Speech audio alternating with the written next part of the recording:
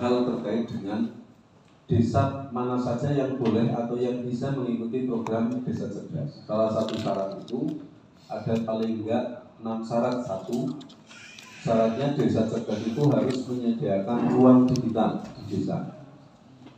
Ruang digital, jadi minimal di desa itu ada ruangan atau misalnya posko COVID yang kemarin nganggur atau ruang apalah saja itu dijadikan menjadi ruang digital desa. Ini yang kelihatannya kemudian desa agak ganggu dana desa. Yang kedua, dana desa program Smart Village itu mewajibkan desa menyediakan alat teknologi berupa laptop, sarana prasarana laptop, kemudian wifi, sarana prasarana dan lain-lain. Yang ketiga, desa tersedianya listrik yang terpenuhi kebutuhannya, kemudian jaringan internet dengan kapasitas 4G.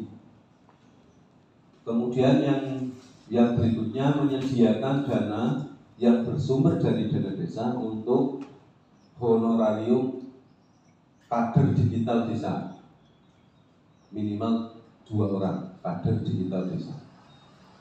Kemudian yang berikutnya, desa menyediakan literasi desa. Literasi desa itu artinya di desa itu bisa berbentuk misalnya pojok perpustakaan atau menyediakan ruang perpustakaan atau pojok baca. Minimal di desa itu harus ada pojok baca dan itu wajib. Kemudian setelah itu ada pertanyaan. Jadi ada beberapa syarat itu yang diwajibkan di desa. Nanti proposal kemarin sudah masuk semua dan yang sudah terverifikasi ada 25 desa. Mudah-mudahan bisa tambah sampai 20 sampai 30 desa karena kemarin isu mudah-mudahan. Kalau nggak hari ini mungkin besok SK-nya sudah turun. Artinya sebenarnya ini bukan kapasitas kami untuk mendampingi program ini karena TA atau pendamping itu akan direkrut setelah penetapan SK desa lokus sasaran program desa cerdas. Itu baru ada rekrutmen, ya baru ada rekrutmen sehingga TAPM dimohon untuk membantu memfasilitasi pendaftaran desa cerdas. Jadi itu kurang lebihnya. Kemudian ada pertanyaan dari teman-teman desa. Ini program desa cerdas kira-kira desanya dapat apa? Nah ini yang saya kira juga perlu dijelaskan oleh teman-teman MP karena untuk desa dapat apa itu pertanyaan yang perlu diskusi panjang lebar. Desa sudah dapat dana desa, sudah dapat ADD dan lain-lain, dan itu perlu diberdayakan. Misalnya banyak desa yang sudah PADS-nya itu lebih besar dari dana desa. Nah, Smart Village itu mendorong desa untuk menjadi desa cerdas, untuk dikembangkan, untuk adanya pengembangan sumber daya, sumber potensi, sumber daya alam di desa untuk bisa menjadi desa yang tidak tergantung dengan bantuan dari pihak luar. Wah, kalau kayak gitu berarti saya nggak ikut lah. Dana desanya sudah habis untuk dianggarkan, diperuntukkan untuk sudah ditata begitu rapi sehingga kita nggak mau ikut. Nah, teman-teman harus diberikan pemahaman kepada desa. Kalau kita mau mancing dapat ikan yang besar, berarti kita harus menyiapkan kail dan pakannya. Nah, persyaratan-persyaratan itu bagian dari kail dan pakan untuk kita mancing biar kita dapat ikan.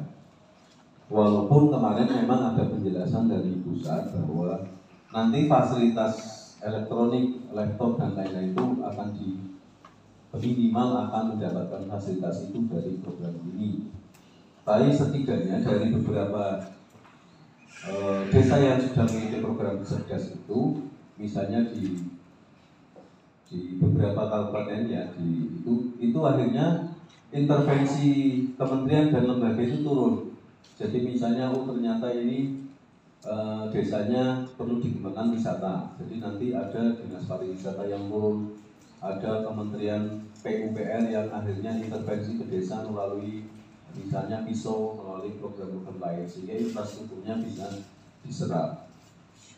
Nah, apalagi kemudian tahun depan atau mungkin tahun ini kalau mungkin draftnya sudah jadi di tahun ini bahwa intervensi pemerintah pusat untuk mengintervensi infrastruktur di desa itu bisa dilakukan melalui sesuai dengan kebutuhan, sesuai dengan peraturan PU ya, Kementerian PU. Nah, dengan diharapkan dengan program Desa Cerdas ini, jadi kementerian itu tinggal klik desa mana saja sebenarnya yang bisa kita akses, kemudian bisa kita bantu, bisa kita intervensi di kementerian dan lembaga. Saya kira dari 269 desa itu kita berharap paling tidak ada 1 atau 2 desa yang sudah ke depan gitu ya, sudah tidak butuh lagi untuk sepertinya tidak butuh lagi dengan adanya bantuan dana desa. Misalnya kayak Ponggok atau kayak yang lain-lain lah gitu. Jadi harapannya seperti itu dengan adanya program Desa Cerdas. Jadi nanti untuk yang Desa Cerdas ada 25 atau 30 sesuai SK, nanti tentu itu wajib ada operasi, wajib ada jaringan internet. Kalau jaringan internet kemarin memang salah satu kita dorong di penyusunan APBDes untuk dimaksimalkan jaringan internet itu. Kemudian literasi juga kita dorong, tapi ada banyak desa karena mereka lebih mikir lebih penting bangun jalan daripada bangun warganya. Jadi mungkin